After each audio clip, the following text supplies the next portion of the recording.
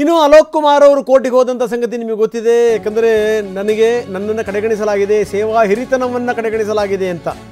ಅದಕ್ಕೆ ಬಡ್ತಿ ಕೊಟ್ಟಿಲ್ಲ. ಇವರು ಜೂನಿಯರ್ಗಳಿಗೆಲ್ಲ ಬಡ್ತಿ ಕೊಟ್ಟಿದ್ದೀರಿ.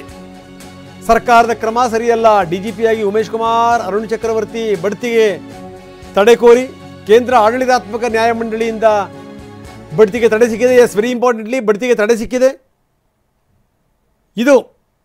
ಇದನ್ನು ಪ್ರಶ್ನಿಸಿ ಈ ಅಧಿಕಾರಿ ಮೊರೆ ಹೋಗಿದ್ರು.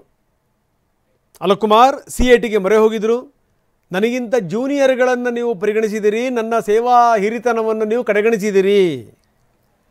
ಇಲಾಖೆಯ ವಿಚಾರಣೆಯನ್ನು ಕೂಡ ಪ್ರಶ್ನೆ ಮಾಡಿದರು. ಇಬ್ಬರು ಜಡ್ಜ್ಗಳಿಂದ ಅಲೋಕ್ ಕುಮಾರ್ ಅರ್ಜಿಯ ಬಗ್ಗೆ ವಿಭಿನ್ನವಾದಂಥ ತೀರ್ಪಂತು. ಮೂರನೇ ಜಡ್ಜ್ ಇಲಾಖಾ ವಿಚಾರಣೆಯ ಬಗ್ಗೆ ತೀರ್ಮಾನಿಸಬೇಕು ಅಂತ ಹೇಳಿದರು. CITಗೆ ಅಲೋಕ್ ಕುಮಾರ್ ಅರ್ಜಿ ಸಲ್ಲಿಸಿದರು. ಸೊ ಇದು ಸಂಗತಿ. ನೋ ಡೌಟ್ ಅಲೋಕ್ ಕುಮಾರ್ ಏನು ಅಂದರೆ ಒಳ್ಳೆ ಹೆಸರು ಗಳಿಸಿರುವಂಥವ್ರು, ಜೊತೆಗೆ ಮುಲಾಜಿಲ್ಲದ ಅಧಿಕಾರಿ. ಆದರೂ ಕೂಡ ನನ್ನ ಸೇವಾ ಹಿರಿತನವನ್ನು ಹೇಗೆ ನೀವು ಕಡೆಗಣಿಸಿದಿರಿ ಇದು.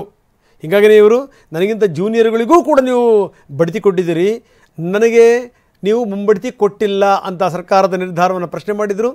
ಬನ್ನಿ ನಮ್ಮ ಪ್ರತಿನಿಧಿ ರಮೇಶ್ ನಮ್ಮ ಜೊತೆಗೆ ದೂರವಾಣಿ ಸಂಪರ್ಕದಲ್ಲಿದ್ದಾರೆ. ರಮೇಶ್, ಗಮನಿಸಬೇಕಾದಂಥ ಸಂಗತಿ, ಈಗ ಅಲೋಕ್ ಕುಮಾರ್ ಅರ್ಜಿ ಅಂದರೆ ಉಮೇಶ್ ಕುಮಾರ್ ಮತ್ತು ಅರುಣ್ ಚಕ್ರವರ್ತಿ ಬಡ್ತಿಗೆ ಈಗ ತಡೆ ಸಿಕ್ಕಿದೆ. ಏನು ನಡೀತಾ ಇದೆ ರಮೇಶ್? ರಂಗನಾಥ್, ಈ ಹಿಂದೆ ಅಲೋಕ್ ಕುಮಾರ್ ವಿರುದ್ಧ ಏನು ಆರೋಪ ಕೇಳಿಬಂದಿತ್ತು ಫೋನ್ ಕದ್ದಾಲಿಕೆ ಕೇಸಲ್ಲಿ, ಆ ಕೇಸ್ನಲ್ಲಿ CBI ಪೊಲೀಸರು ಬಿ ರಿಪೋರ್ಟ್ ಅನ್ನ ಸಲ್ಲಿಸಿದ್ರು. ಜೊತೆಗೆ CBI ಅವರು ಹೇಳಿದ್ದೇನೆಂದ್ರೆ, ನೀವು ಬೇಕಾದ್ರೆ ಇಲಾಖಾ ತನಿಖೆ ಮಾಡ್ಕೊಳ್ಳಿ ಅಂತೇಳಿ ಒಂದು ಅನುಮತಿಯನ್ನ ಕೊಟ್ಟಿದ್ರು. ಹಿಂದಿನ ಸರ್ಕಾರ ಅಂದ್ರೆ ಬಸವರಾಜ ಬೊಮ್ಮಾಯಿ ಅವರ ಸರ್ಕಾರ ಈ ಇಲಾಖಾ ವಿಚಾರಣೆ ನಡೆಸೋ ಅವಶ್ಯಕತೆ ಇಲ್ಲ ಅಂತೇಳಿ ತೀರ್ಮಾನ ಕೈಗೊಂಡಿತ್ತು. ಆಗ ಆ ತೀರ್ಮಾನ ಅಧಿಸೂಚನೆಯಾಗಿ ಮಾರ್ಪಾಡಿಸುವಂತ ಹೊತ್ತಿಗೆ ಹೊಸ ಸರ್ಕಾರ ಅಧಿಕಾರಿಗೆ ಬಂದಿತ್ತು. ಹೊಸ ಸರ್ಕಾರ ಏನು ಇಲಾಖಾ ವಿಚಾರಣೆಯನ್ನು ಮುಂದುವರಿಸಬೇಕು ಅಂತೇಳಿ ತೀರ್ಮಾನ ಮಾಡಿ ಅಲೋಕ್ ಕುಮಾರ್ ವಿರುದ್ಧ ಇಲಾಖಾ ವಿಚಾರಣೆಯನ್ನ ಮುಂದುವರಿಸಿತ್ತು. ಇದನ್ನ ಪ್ರಶ್ನೆ ಮಾಡಿ ಅವರು ಈಗಾಗಲೇ CIT ಮೆಟ್ಟಿಲೇರಿದ್ದಾರೆ. CITನಲ್ಲಿ ಇಬ್ಬರು ಜಡ್ಜ್ಗಳಿಂದ ವಿಭಿನ್ನ ತೀರ್ಪು ಬಂದಿದೆ.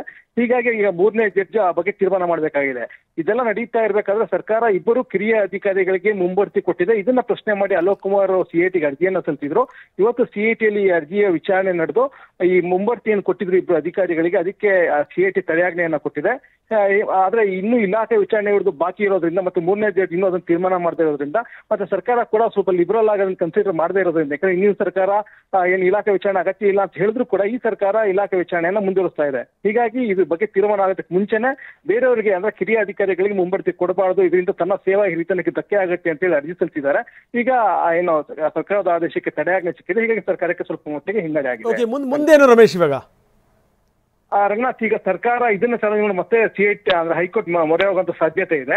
ಆದ್ರೆ ಈಗ CIT ಕೂಡ ಈ ಬಗ್ಗೆ ತೀರ್ಮಾನ ಮಾಡಿದ್ರೆ, ಅಂದ್ರೆ ಇಲಾಖೆ ವಿಚಾರಣೆ ನಡೆಸ್ತಾ ಇರೋ ತಪ್ಪು ಅಂತ ಹೇಳಿ ಏನಾದ್ರು ತೀರ್ಮಾನ ಮಾಡಿದ್ರೆ ಆಗ ಅಲೋಕ್ ಕುಮಾರ್ ಅವರ ಮುಂಬಡ್ತಿಯನ್ನು ಪರಿಗಣಿಸಲೇಬೇಕಾಗಿದೆ ಸರ್ಕಾರ. ಹೀಗಾಗಿ ಆ ವಿಚಾರಣೆ ಬಾಕಿ ಇರೋದ್ರಿಂದ ಸ್ವಲ್ಪ ಮಟ್ಟಿಗೆ ಅಲೋಕ್ ಕುಮಾರ್ ಅವ್ರಿಗೂ ಹಿನ್ನಡೆ ಇದೆ.